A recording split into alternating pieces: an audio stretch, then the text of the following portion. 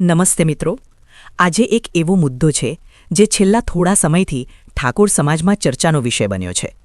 ઘણા લોકો અલગ અલગ રીતે વાતો કરી રહ્યા છે, પણ આ મામલે મુકેશ ઠાકોરે જાહેરમાં પોતાની સ્પષ્ટ વાત મૂકી છે. મુકેશ ઠાકોરના કહેવા મુજબ ઓગળજીની થડીએ ઠાકોર સમાજ ભેગો થયો હતો અને ત્યાં 16 મુદ્દાનો એક સંકલ્પ લેવાયો હતો. આ કોઈ વ્યક્તિ માટે નહીં, પણ આખા સમાજની એકતા અને ભવિષ્યને ધ્યાનમાં રાખીને બનાવવામાં આવ્યો હતો. પરંતુ હવે કેટલાક લોકો એ નિર્ણયને અવગણીને સમાજમાં ગેરસમજ ઊભી કરે છે, એવું તેમણે જણાવ્યું. વિક્રમ ઠાકોર અંગે બોલતા મુકેશ ઠાકોરે કહ્યું કે શરૂઆતના સમયમાં તેમના કાર્યક્રમો સરળતાથી થતા નહોતા. સમાજ અને ઠાકોર સેનાએ સાથ આપ્યો પછી જ તેમને લોકપ્રિયતા અને કાર્યક્રમો મળવા લાગ્યા.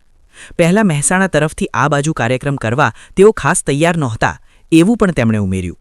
તેમણે એ વાત પર ભાર મૂક્યો કે સમાજે ભેગા થઈને 16 મુદ્દાનો નિર્ણય કર્યો છે તો તેને માન આપવું દરેકની જવાબદારી છે. સમાજે ઘણીવાર સહકાર આપ્યો છે, પરંતુ હવે સમાજ સામે જ નિવેદનો આપવી યોગ્ય બાબત નથી.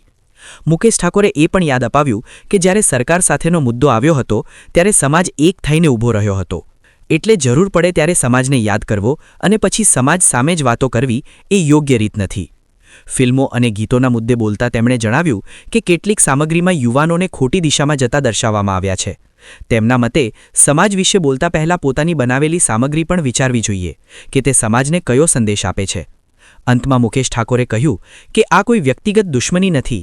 વાત માત્ર એટલી છે કે જે લોકો સમાજના નક્કી કરેલા નિયમો સામે જાય છે તેમના સામે અવાજ ઉઠાવવો જરૂરી બને છે. તેમણે સમાજના તમામ લોકોને એકતા જાળવી રાખવાની અને ગેરસમજથી દૂર રહેવાની અપીલ કરી. જય માતાજી. આ મુદ્દે તમારું શું કહેવું છે તે તમે પણ જરૂર વિચારજો.